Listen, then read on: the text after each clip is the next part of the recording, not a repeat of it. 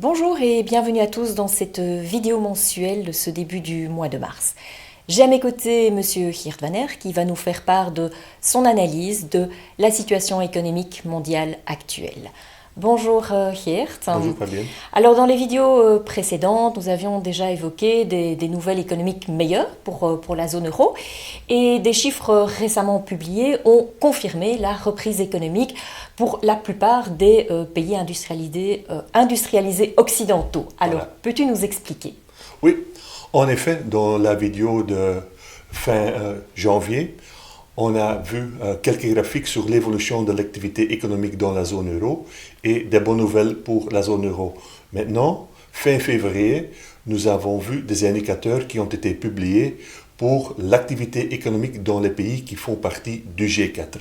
Les G4, ce sont les pays comme les États-Unis, le Japon, le Royaume-Uni et la zone euro. Et de nouveau, sur votre écran, vous voyez que le rebond macroéconomique continue. Donc, de nouveau, une bonne nouvelle pour la croissance de l'économie mondiale.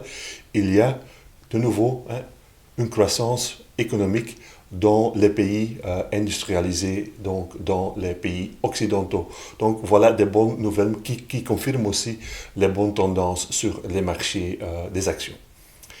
Et on constate aussi de nouveau que la croissance est présente dans chaque secteur. Donc le secteur industriel participe et aussi le secteur des services. Donc conclusion pour la partie macroéconomique, des bons indicateurs qui confirment le rebond de l'activité macroéconomique après une année faible pendant 2022. Fabienne. Alors au niveau de la performance des marchés boursiers, le mois de janvier a été très bon. Février, surtout sur la deuxième partie, a été un peu moins bon et on va le voir, donc ça se reflète au niveau des rendements. Mais il y a aussi eu la performance un peu décevante des métaux industriels. Oui. Alors le comité d'investissement a réagi rapidement. De quelle manière peux-tu nous expliquer? Oui, donc voilà les performances pour le mois de février. Quand on regarde les différents mois, on constate toujours que le mois de février et le mois de septembre sont des mois faibles pour les investisseurs en actions. Donc février 2023 confirme cette tendance. Surtout, la deuxième partie de février a été faible pour les marchés européens et les marchés américains.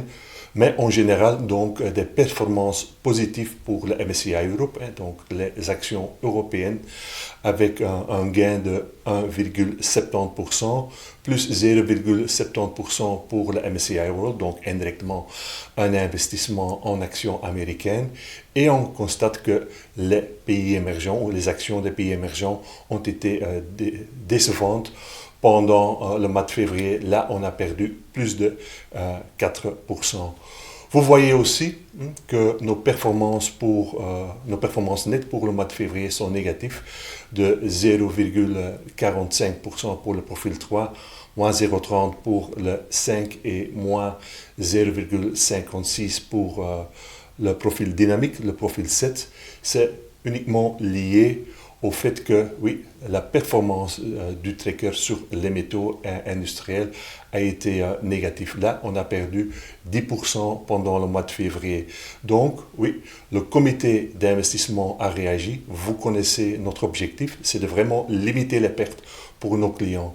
Donc, moins 10, c'est quand même extrême sur un mois. Donc, on réagit et on a vendu le tracker sur les métaux industriels et on a de nouveau acheté dollars. Une autre décision pour laquelle nous avons fait cette rotation dans les portefeuilles des clients, c'est-à-dire que, oui, dans la vidéo, on constate très bien qu'il y a un rebond macroéconomique. Normalement, un rebond macroéconomique est positif pour les marchés de matières premières en général et les métaux industriels en particulier. On n'a pas vu cette tendance ou cette performance positive pendant le mois de février. De cette façon, on vend et on réinvestit dans le prix de l'or. Et un troisième point, c'est que, oui, avec un investissement dans le prix de l'or, on est aussi un peu couvert pour les incertitudes sur le plan géopolitique. Donc voilà les compositions actuelles de nos portefeuilles. Donc rien ne change pour la partie action et la partie obligation, mais on a fait donc une rotation dans la partie matière première. Donc on a vendu les métaux industriels et on a acheté de l'or.